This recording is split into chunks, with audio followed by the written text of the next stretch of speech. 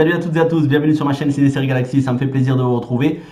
Je vous souhaite une bonne semaine pour commencer. Une vidéo que je vous avais promis quand j'avais fait la critique de Star Wars 9, c'est-à-dire mon classement des films Star Wars, les 9 films de la saga plus les 2 spin-offs, de celui que j'aime le moins à celui que j'aime le plus. Pour quelle raison? Le poster, une image du film qui correspond au film, le tout en voix off, juste après le générique. Il ne me reste qu'à vous dire que si vous aimez la vidéo, abonnez-vous à la chaîne, likez, partagez sur les réseaux sociaux. N'hésitez pas à me donner votre top dans les commentaires. Et moi, je vous donne rendez-vous cette semaine, en milieu de semaine, pour une autre vidéo. Et comme d'habitude, le samedi pour la rubrique adaptation de jeux vidéo. Régalez-vous, à très bientôt.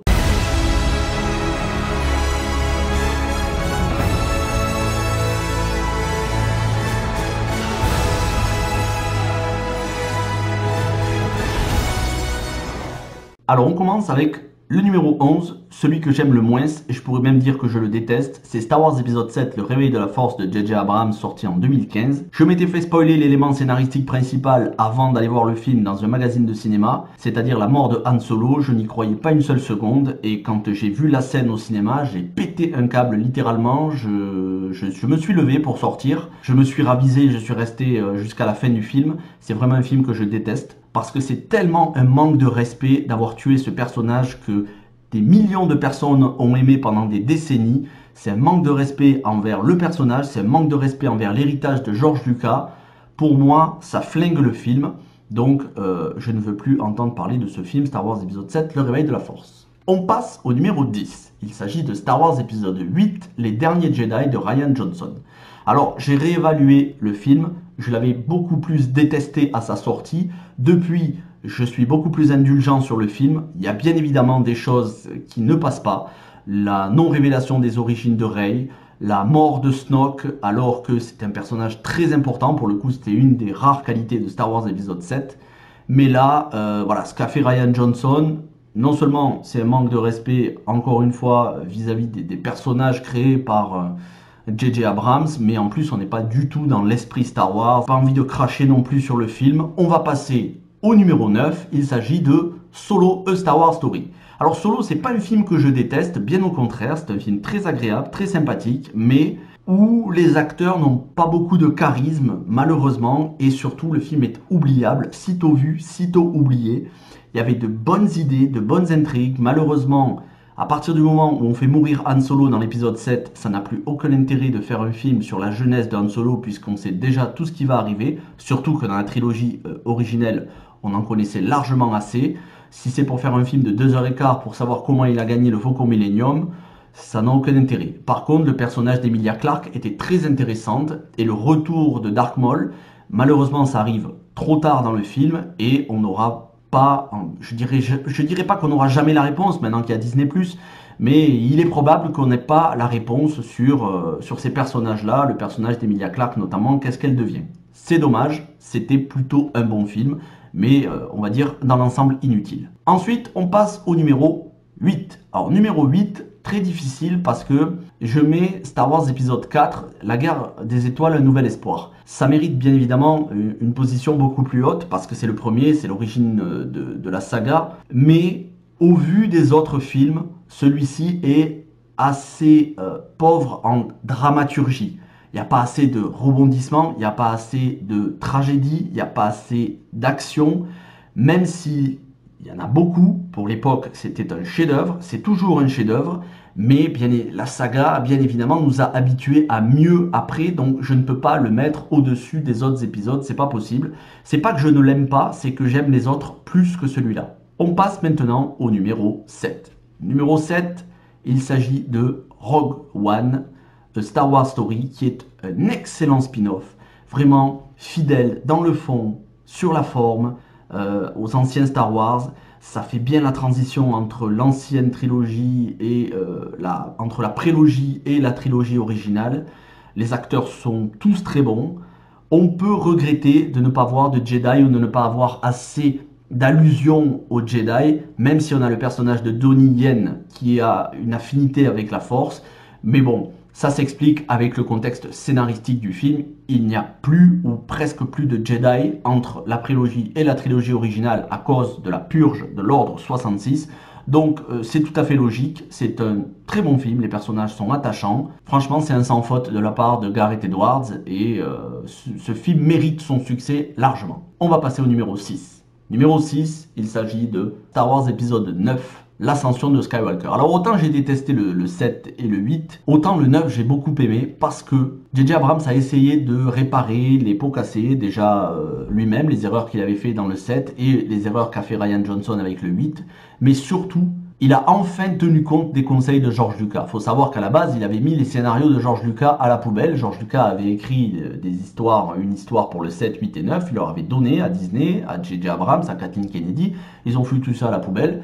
Et là, il s'est ravisé et il a demandé conseil. Et c'est pas pour rien qu'on a l'empereur qui revient dans le 9, c'est sur conseil de George Lucas. Même s'ils nous ont dit oui, mais c'était prévu dès le départ. Non, c'était pas prévu dès le départ. Peut-être un embryon, mais c'était pas aussi bien développé. Et ça, c'est vraiment sous les conseils de George Lucas, j'insiste. George Lucas a son empreinte sur ce Star Wars épisode 9, l'ascension de Skywalker. Puis moi, franchement, j'ai été ému. J'ai beaucoup aimé l'histoire entre Rey et Kylo Ren. Énormément aimé la fin du film. Et le petit bisou entre les deux, je trouve que c'est très bien. Ça a sa place totalement. C'est logique en plus, au vu de ce qu'on voit dans l'épisode 7 et 8, la relation entre les deux. Ce bisou à la fin est très bien. Je me demandais qu'est-ce qu'il allait advenir de Kylo Ren. Et c'est une excellente fin, la meilleure qu'il pouvait y avoir pour lui. Voilà, le retour charismatique de Luke Skywalker à qui justice est rendue dans cet opus. Certes, on le voit que quelques minutes, mais voilà, il est exceptionnel de charisme Mark Hamill. Les musiques qui sont magnifiques. Les personnages sont tous attachants d'une manière générale, que ce soit Poe, Finn. Voilà, le film n'est pas parfait, il y a quelques incohérences, il y a des raccourcis scénaristiques, mais je l'aime sincèrement, cet épisode 9. Par contre, maintenant, il faut plus faire d'épisodes 10, 11, 12. Voilà, si on fait d'autres épisodes, faut pas que ça se passe après le 9. Faut arrêter avec ça. Faut que ça se passe avant le 1, c'est-à-dire dans l'ancienne République. Faut arrêter. Voilà, là, la boucle est bouclée. Stop avec la saga Skywalker. D'ailleurs, c'est ce qu'ils vont faire. Ils n'ont plus l'intention de faire des épisodes autour de la saga Skywalker. Allez, on va passer au numéro 5. Là, on entre dans le top 5. Star Wars épisode 2, l'attaque des clones. L'attaque des clones est, pour moi, un excellent Star Wars. Il y a certaines images comme la planète Kamino qui est magnifique, la bataille des Jedi dans l'arène de Geonosis qui est exceptionnelle. Voilà, pour le coup, ça c'est du vrai Star Wars. On a les combats au sabre laser que l'on n'a plus dans cette nouvelle trilogie, dans cette post-logie. On n'a quasiment pas de combat au sabre laser. Et là, dans la prélogie, on en avait tellement, et c'était tellement bien chorégraphié. Au-delà de ça, le combat entre Yoda et le comte Dooku, le basculement petit à petit de Anakin vers le côté obscur de la Force. Bref, c'est un épisode charnière dans cette prélogie et il est très important. Malheureusement, l'histoire d'amour entre Anakin et Padmé, ça fait beaucoup trop, pour moi, bisounours, beaucoup trop, c'est niais, mièvre. C'est pas ce que je préfère. Voilà, ça frôle parfois le ridicule quand ils sont dans les champs à gambader avec des coquelicots un peu partout. C'est pas ce que j'aime le plus. Numéro 4, Star Wars épisode 1, la menace fantôme, parce que Dark Maul, parce que l'origine d'Anakin Skywalker, tout petit quand il le découvre sur Tatooine, parce que Qui-Gon Jinn, le personnage de Qui-Gon Jinn, il est tellement charismatique, Liam Neeson. On découvre un jeune Obi-Wan, on découvre Palpatine, voilà, le sénateur d'abord Palpatine, qui deviendra ensuite empereur, enfin le chancelier je crois. Et puis Dark Maul, encore une fois, c'est juste exceptionnel, quoi. Ce personnage de charisme, dès la première fois qu'on le voit, les musiques, Duel of the Fates, John Williams a signé une de ses meilleures musiques. On rentre dans le top 3. Top 3, je mettrai donc en numéro 3, l'Empire contre-attaque. Oui, je mets Star Wars Empire contre-attaque en numéro 3. C'est un excellent film, un des meilleurs Star Wars, surtout pour tout son passage sur la planète haute, la planète de glace au début, avec Luke Skywalker qui se balade dans la neige avec ce Yeti. Voilà, c'est génial. Puis moi, je me souviens des jeux sur Super Nintendo, l'Empire contre-attaque, j'avais la cartouche. de jeu sur Super Nintendo et c'était toujours mon passage préféré sur la planète Hoth. Ensuite, il y a bien évidemment la révélation Je suis ton père, où on apprend que Dark Vador est le père de Luke Skywalker. L'introduction de Yoda, c'est exceptionnel ce qui se passe avec Yoda sur Dagobah, ce petit personnage qui est amusant mais ensuite qui se révèle être ultra charismatique et surtout central. Vraiment, l'Empire contre-attaque, un très grand Star Wars. Et on va passer au numéro 2, le retour du Jedi. Pourquoi le retour du Jedi? Parce que c'est la conclusion, c'est la véritable conclusion. Si on met la post-logie de côté qui n'avait pas lieu d'être, c'est la meilleure conclusion pour cette saga. Tout est cohérent de bout en bout. Voilà. Moi j'aime énormément les Ewoks. J'aime énormément les combats au sabre laser et c'est vrai que ce combat, Luke Skywalker contre son père face à l'empereur, Dark Vador qui revient du bon côté de la force, qui se sacrifie, qui revient vers la lumière. Cette apparition d'Obi-Wan et de Yoda et d'Anakin Skywalker à leur côté sous forme de fantôme de la force, spectre de la force, c'est génial, c'est super émouvant.